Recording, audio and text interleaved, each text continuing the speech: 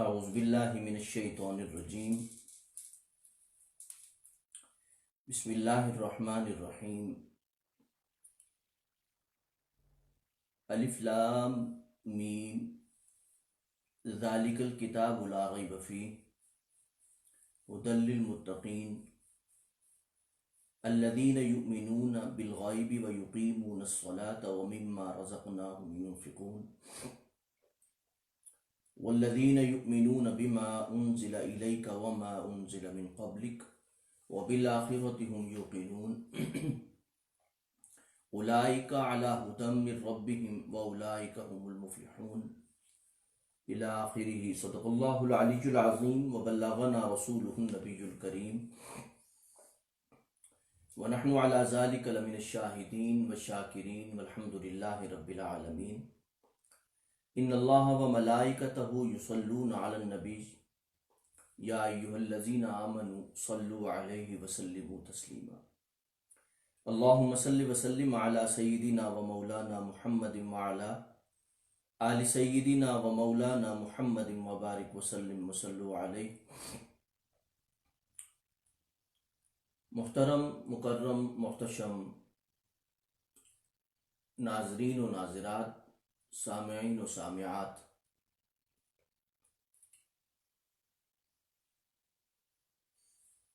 اخلاق قرآن اور ہم کے موضوع پہ ہماری گفتگو جاری ہے۔ ہمارا 7واں سیشن ہے، 7واں پروگرام ہے، اس پہ 7ویں گفتگو ہے۔ ہم میں سے ہر شخص ایمان اور عمل صالح کی بات کو سمجھتا ہے، لیکن قرآن مجید نے ایک اور لفظ بولا ہے جو کہ مومنین اور مسلمین، مؤمنات مسلمات سے علیحدہ ہے۔ قرآن مجید نے وہ لفظ متقین کا بولا ہے۔ آپ اگر قرآن مجید کی 20 آیات پڑھیں گے تو متقین کی عظمت، اس کی شان اور جلالت نظر آئے گی۔ اللہ پاک نے قرآن مجید میں متقون یا متقین دونوں اعرابی حالت آئی ہے۔ قرآن مجید فرماتا ہے اولئک الذین صدقوا واولئک هم المتقون، یعنی قرآن مجید صداقت، بندگی، عبادت، طہارت کی تمام باتوں کو ذکر کرنے کے بعد فرماتا ہے کہ یہی لوگ جو متقی ہیں۔ میں جب متقی کے معنی کو انشاءاللہ بیان کروں گا تو آپ محسوس کریں گے کہ اس کا تعلق اخلاقیات کے ساتھ کیسے ہے۔ اللہ پاک نے جب کسی چیز کے صحیح عمل کی جانب اشارہ کیا تو اللہ نے فرمایا کہ حقا علی المتقین، یہ متقین پر لازم ہے۔ قرآن مجید نے رفاقت، محبت، معیت جنہیں بخشی ہے، ان میں نمایاں نام ہے متقین کا۔ اللہ فرماتے ہیں کہ اللہ پاک ان اللہ مع المتقین، اللہ پاک متقین کے ساتھ ہے۔ واللہ ولی المتقین، اللہ پاک متقین کے دوست ہیں۔ واللہ یحب المتقین، ان اللہ یحب المتقین، کہ اللہ پاک جو ہیں وہ متقین سے پیار کرتے ہیں۔ یعنی سے معیت، رفاقت، متقین سے دوستی، محبت، متقین سے ایک گہرا ربط ہے خدا کا۔ اور قرآن مجید اس بات کی شہادت دیتا ہے۔ اور قرآن مجید فرماتا ہے کہ جنت کا جب ذکر کرتا ہے، اس کی وسعتوں کا ذکر کرتا ہے تو فرماتا اعدت للمتقین کہ اللہ پاک نے اسے متقین کے لیے تیار کی ہے۔ اور جب نعمتوں کا ذکر کرتا ہے، جب جنت کی جتنی نعمتیں ہیں اور جتنی نعمتوں کو قرآن مینشن کرتا ہے، ان تمام نعمتوں کو مینشن کرنے کے بعد قرآن کہتا ہے کہ یہ للمتقین، یہ متقین کے لیے۔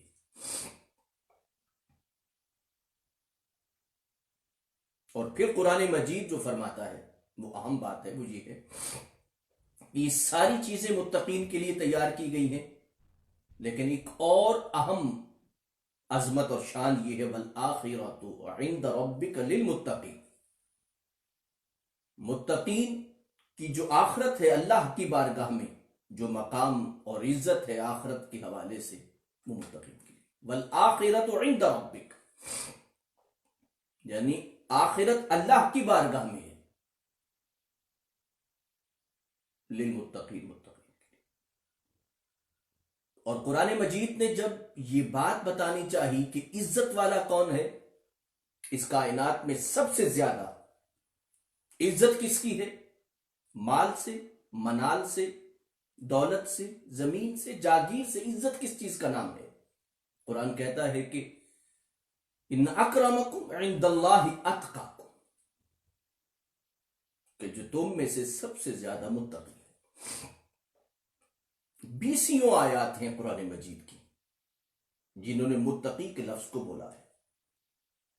اس کا مطلب یہ ہے کہ 20 آیات میں قرآن مجید نے ایمان، عمل صالح کے علاوہ ایک اصطلاح استعمال کی ہے جس کا بڑا گہرا تعلق آپ کی اخلاقیات سے بنتا ہے، یعنی تقوی سراپا اخلاقیات کا نام ہے، یعنی تقوی سراپا اخلاقیات کا نام ہے کہ آپ جتنے اخلاقیات میں، یعنی صبر میں، حوصلے میں، ہمت میں، درگزر میں، بردباری میں، الغرض جتنی اخلاقی صفات ہیں، ان میں جب آگے بڑھتے جائیں گے تو آپ کی سر پہ تقوی کا سایہ اور آپ کی ذات متقی ہونے میں ڈھلتی جائے گی۔ یعنی قرآن مجید نے اگر ایمان اور عمل صالح کے علاوہ اگر ایک خاص اصطلاح مسلمان کے لیے استعمال کی ہے تو اس کا مطلب یہ ہے، ویسے تو بات ایمان اور عمل صالح سے ہی کافی تھی، مگر قرآن مجید کا ایک خاص چیز کو لانا سامنے، یہ بڑی اہم بات ہے۔ ایک صحابی نے دوسرے صحابی سے پوچھا کہ بتائیے تو صحیح کہ تقوی کیا ہے یا متقی کیا ہے؟ بس اس کو آپ نے بڑے توجہ سے سننا ہے تاکہ آپ کے سامنے تقوی کی، متقی کی حقیقت سامنے آ جائے اور اس کا جو مفہوم ہے وہ آپ پہ واضح ہو جائے، اسے آپ پھر پھیلا کے پوری زندگی پہ اپلائی کریں، یعنی اس کو بالکل ایسے اپلائی کریں جس طرح آسمان آپ کے سر پہ چھایا ہوا ہے۔ پوچھا گیا کہ تقوی کیا ہے، متقی کیا ہے؟ تو انہوں نے سوال کیا، دوبارہ سوال کیا، انہوں نے کہا کبھی آپ خاردار راستے سے چلے ہیں، یعنی ایک راستہ ہے، آپ اس راستے سے جا رہے ہیں، آپ کے دائیں بائیں دونوں جانب کانٹے کی جھاڑیاں پڑی ہیں جو کسی وقت بھی آپ کے دامن کو چھو سکتی ہیں اور وہ اٹک سکتی ہیں، وہ دامن کو پھاڑ سکتی ہیں، اور اگر کہیں کانٹے پہ گند بھی لگا ہے، جھاڑی میں کہیں گند بھی ہے تو آپ کے کپڑے بھی گندلے ہو سکتے ہیں، گندے ہو سکتے ہیں، آپ کا دامن بھی پھٹ سکتا ہے، آپ کو وہ جھاڑی اٹک کے آپ کے ساتھ لپٹ کے جا سکتی ہے۔ اگر آپ کا دامن جسم کے ساتھ ہے تو لازمی بات ہے کہ جسم پہ خراشیں بھی آ سکتی ہیں، اور اگر کانٹا زہریلا ہے تو زہریلا کانٹا آپ کے بدن کو نقصان دے سکتا ہے، اور وہ بدن جس پہ زہریلا کانٹا لگ جائے وہ کانٹا کینسر میں بھی بدل سکتا ہے۔ تو پوچھا گیا کہ جب آپ اس طرح کے راستے پہ چلتے ہیں کہ جہاں پہ کانٹے ہیں، زہریلے بھی ہو سکتے ہیں، نقصان دہ بھی ہو سکتے ہیں، دامن پٹ بھی سکتا ہے، جسم سے چبھ بھی سکتے ہیں، چبھ کے وہ بدن کے پھوڑے کو، بدن کے چیزوں کو اندر گھس کے، کبھی کانٹا بہت باریک ہوتا ہے تو جسم کے اندر گھس جاتا ہے اور گھس کے نکلتا نہیں ہے، اس جگہ کو پیپ زدہ کر دیتا ہے، گندا کر دیتا ہے، غلیظ کر دیتا ہے۔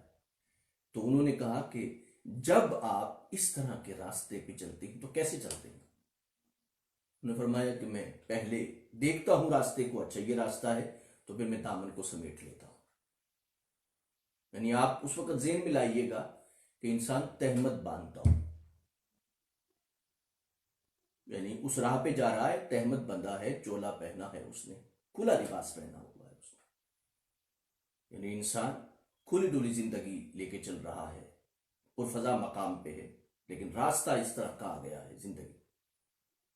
تو فرمانے لگے کہ پھر میں دامن کو سمیٹوں گا، کپڑوں کو اکٹھا کروں گا اور پھر بڑی احتیاط کے ساتھ اس راہ پہ چلوں گا۔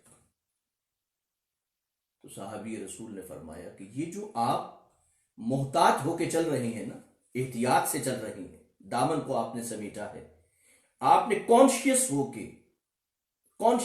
کر پورے شعور کے ساتھ آپ اس راہ پہ چلے ہیں، یہ جو کانشیسنس کے ساتھ آپ چلے ہیں نا، اسی کو تقویٰ کہتے ہیں، اور جو اس طرح چلتا ہے اسے متقی کہتے ہیں۔ یعنی زندگی کی شاہراہ کو مذاق نہ سمجھیں، زندگی کوئی کھیل کود نہیں ہے، یہ سانسیں جو میرے پروردگار کی سب سے بڑی نعمت ہیں، یہ کوئی مذاق نہیں ہے کہ اگر ایک باہر رہ جائے، اندر نہ آئے تو بھی موت آ جائے گی، اندر والا اندر ہی رہ جائے، باہر نہ آئے تو بھی موت آ جائے گی۔ ایک سانس کی ہلکی سی ڈور ہے جو تارے عنکبوت سے بھی نازک تر ہے، خدا کی اطاعت، خدا کی بندگی، خدا کی سپورٹ اور خدا کی مدد کے ساتھ اس میں طاقت ہے۔ تو یعنی تقوی جو ہے وہ یہ ہے، وہ جو تقوی ہے یہ ہے، یعنی تقوی اپنی وسعت کے ساتھ وسیع ہے، اخلاقیات اس کے دامن میں آ جاتی ہیں، یعنی اخلاقیات اس کے دامن میں موجود ہیں، اس لیے کہ اخلاق کہتے اس کو ہیں کہ جس میں آپ صبر کرتے ہیں تو احتیاط سے کرتے ہیں، یعنی بے صبری کا مظاہرہ نہیں کرتے، سخاوت کرتے ہیں تو بھی احتیاط سے کرتے ہیں۔ قرآن کہتا ہے سخاوت کا یہ مطلب نہیں ہے کہ آپ بعد میں پھر کسی اور سے مانگنے لگ جائیں،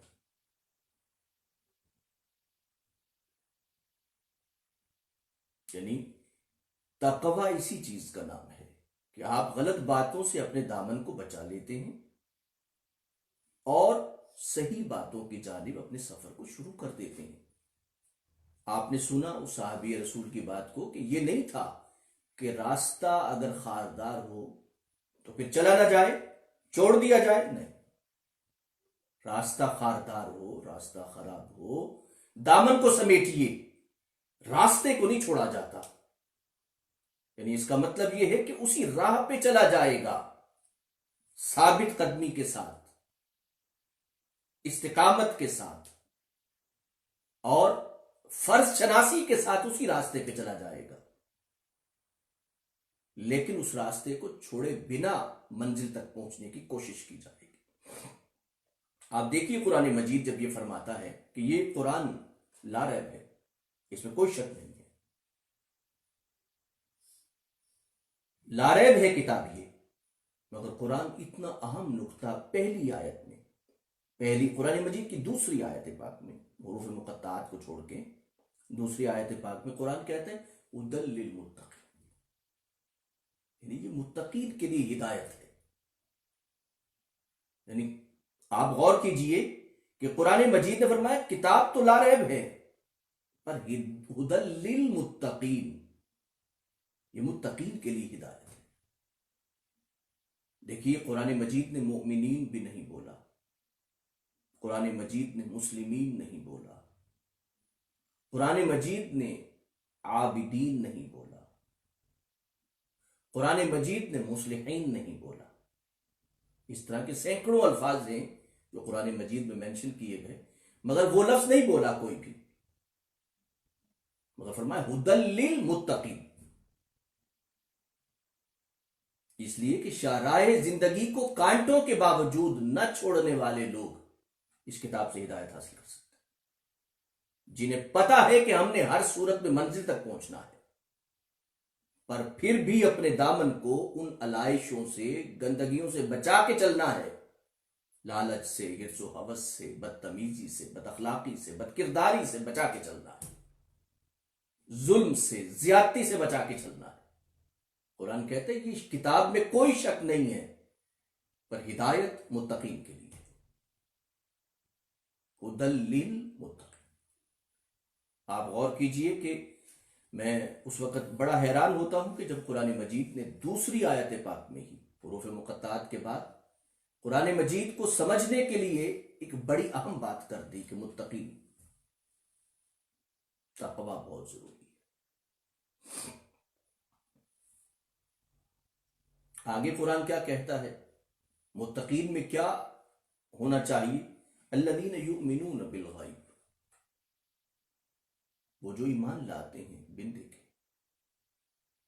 بعض دفعہ کچھ لوگ اس میں تھوڑی سی مسنگ کر جاتے ہیں، وہ یہ سمجھتے ہیں کہ بن دیکھے سے مراد بن سوچے ہے،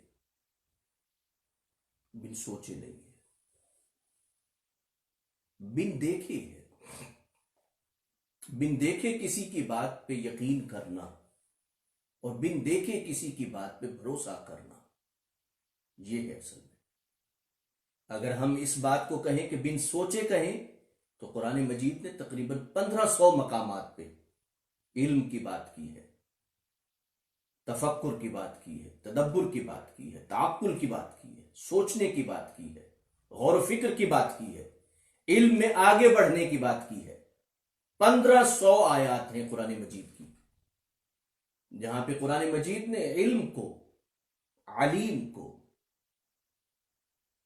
اور قرآن مجید نے فکر کو، تفکر کو، عقل کو، تدبر کو، تعقل کو، ان باتوں کو بیان کیا ہے، اور پرزور بیان کیا ہے، پر اصرار بیان کیا ہے، یعنی اصرار کرتے ہوئے بیان کیا ہے، زور دیتے ہوئے کہا ہے کہ آگے بڑھو اس میں۔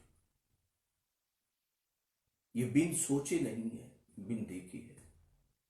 یہ بالکل اسی طرح ہے کہ جس طرح آپ اپنی ماں کو ماں مانتے ہیں، اس لیے کہ انسان کو کیا پتا کہ اسے کس نے جنم دیا ہے، اسے کس نے پیدا کیا ہے، اس کا باپ کون ہے، پر ماں باپ کے تعلق پر بھی بن سوچے نہیں لاتا، بن دیکھے لاتا ہے، اس لیے کہ یہ تعلق اس وقت قائم ہوتا ہے جب انسان ابھی شعور میں نہیں ہوتا۔ تو قرآن مجید یہ فرماتا ہے کہ وہ لوگ جو ایمان لاتے ہیں بن دیکھے، کیوں؟ اس لیے کہ تم اپنی زندگی میں ہزاروں نہیں لاکھوں اشیاء ایسی ہیں کہ جنہیں تم دیکھ نہیں پاتے، مگر تم بن دیکھے ایمان لاتے ہو۔ یہ تمہاری طاقت ہے، یہ تمہاری قوت ہے، بن سوچے نہیں۔ ایک قرآن مجید کی آیت پاک بالکل واضح اور دو ٹوک ہے، سورۃ الفرقان کی آیت پاک ہے۔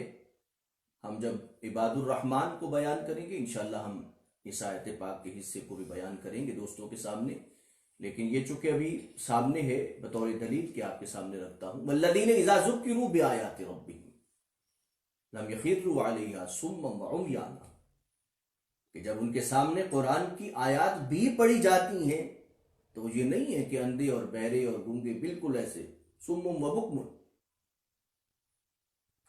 بہرے اور گونگے ہو کے آیات پہ نہیں گرتے، بلکہ ان کے بارے میں بھی سوچتے ہیں، سمجھتے ہیں، ان پر بھی سوالات پیدا ہوتے ہیں، پھر وہ سوالات کو تلاش کرتے ہیں۔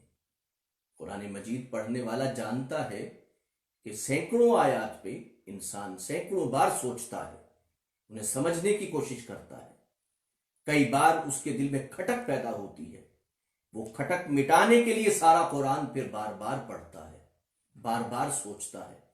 اللہ پاک کی مدد سے وہ ساری کھٹک آہستہ آہستہ آہستہ آہستہ جاتی رہتی. تو قرآن مجید یہ فرماتا ہے الذین یؤمنون بالغیب، اس کا مطلب ہے کہ بن دیکھے وہ ایمان لاتے ہیں، پر یہ نہیں ہے کہ بن سوچے وہ ایمان لاتے ہیں. مومن کی شایان شانی یہ بات نہیں ہے کہ وہ بولے تو بن سوچے بولے. مومن کی شایان شان نہیں ہے، یہ ایمان کی شایان شان نہیں ہے کہ وہ بن سوچے دیکھتا رہے، بن سوچے سنتا رہے کسی چیز کو، بن سوچے خیال میں لاتا رہے یا اپنے احساس میں لاتا رہے. وہ ہمیشہ اپنی عقل اور فکر کو غالب رکھتا ہے، مگر اللہ کی بیان کردہ بن دیکھی چیزوں پر ایمان لاتا ہے.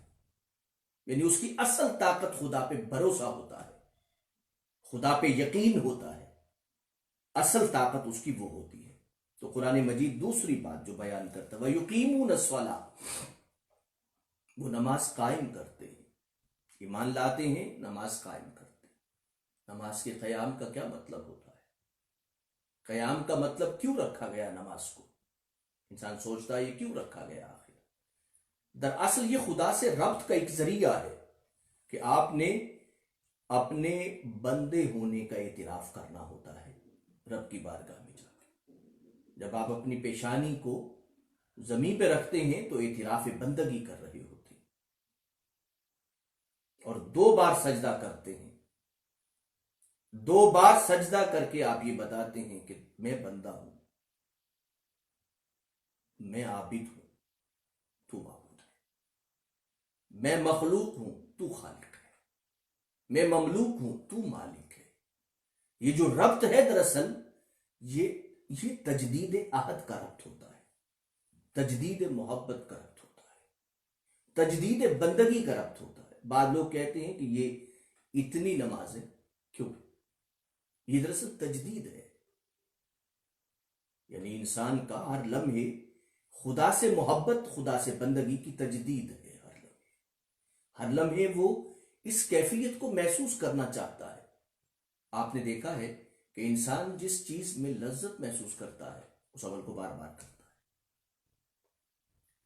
جو کھانا انسان کو لذیذ محسوس ہوتا ہے، جب پوچھا جائے کہ آپ کو پسند کیا ہے، آپ کیا کھانا چاہیں گے آج ہماری مہمان نوازی میں، کیا کھانا چاہیں گے، تو پوچھا جاتا ہے آپ کو جو پسند ہو ہم وہ بنائیں گے. جس کا ذائقہ پسند ہو، جس کی خوشبو آپ کو پسند ہو، ہم وہ بنائیں گے آپ کے لیے. تو انسان کو پھر جو پسند ہوتا ہے وہ انسان بتاتا ہے. یہ نہیں ہوتا کہ یہ بچپن سے ہی پتا ہوتا ہے، یہ ڈیویلپ ہوتے ہیں ٹیسٹ انسان کے جوانی تک جا کے. یعنی انسان کو بچپن میں تو جو کھلا دیا جائے انسان کھا لیتا ہے، لیکن جب ٹیسٹ ڈیویلپ ہوتا ہے تو رب کریم یہی چاہتے ہیں کہ جب آپ کا ٹیسٹ ڈیویلپ ہو گیا ہے آپ کے لباس میں، آپ کا ٹیسٹ ڈیویلپ ہو گیا ہے کلرز میں، آپ کا ٹیسٹ ڈیویلپ ہو گیا ہے آپ کی زندگی میں، تو جب زندگی میں ٹیسٹ ڈیویلپ ہوا ہے تو پھر اس ٹیسٹ کو خدا کی بندگی میں بھی لائیں، اس احساس کو خدا کی بندگی میں بھی لائیں.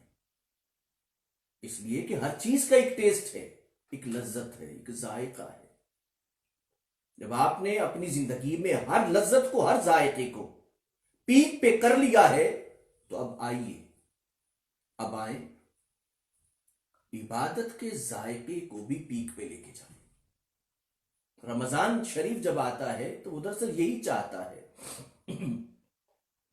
کہ عبادت کا رنگ کیسا ہو، عبادت کی خوشبو کیسی ہو، عبادت کا ذائقہ کیسا ہو. یعنی کھانا بھی انہی چیزوں سے بنتا ہے کہ رنگ کیسا ہے، خوشبو کیسی ہے، ذائقہ کیسا ہے. عبادت میں بھی یہ 3 چیزیں ڈیویلپ ہونی چاہیے کہ کیا رنگ کیسا ہے، خوشبو کیسی ہے، ذائقہ کیسا ہے.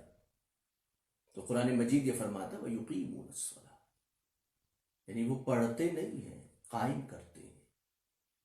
یعنی اس میں وہ ذائقے کو محسوس کرتے ہیں، ایک رنگ و بو کی کیفیت کو محسوس کرتے ہیں، خوشبو کو محسوس کرتے ہیں. اس بندگی کے احساس کے ساتھ اللہ کی بارگاہ میں جاتے ہیں.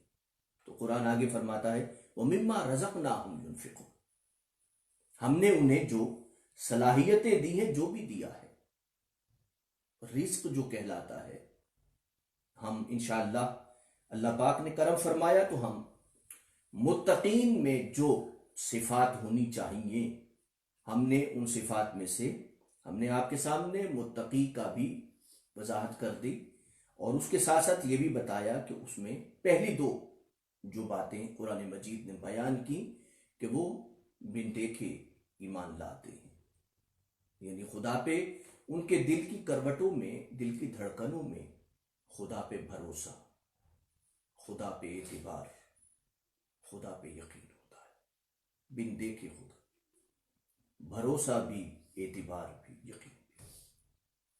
دوسری چیز کیا ہے کہ انسان جو ہے پھر جب بھروسہ اور اعتبار دل میں رکھ لیتا ہے تو اگلا حصہ ہے وَيُقِيمُونَ الصَّلَاةَ، کہ وہ بندگی کی لذت کو محسوس کرتا ہے، اس کے ذائقے کو محسوس کرتا ہے، پھر اس کی خوشبو کو محسوس کرتا ہے، یعنی متقی کو یہ چیزیں حاصل ہونے لگ جاتی ہیں۔ یہ دو باتیں ہم نے بیان کی، وَمِمَّا رَزَقْنَاهُمْ يُنْفِقُونَ، انشاءاللہ ہم اسے، اللہ پاک نے کرم فرمایا تو ہم اسے سحری میں آپ دوستوں کے سامنے بیان کریں گے، اور آپ دوست اس بات کو ذہن میں رکھیں کہ سحری میں انشاءاللہ ہم 3 بجے کی بجائے ہم 4:10 پہ انشاءاللہ آپ دوستوں کے سامنے حاضر ہوں گے۔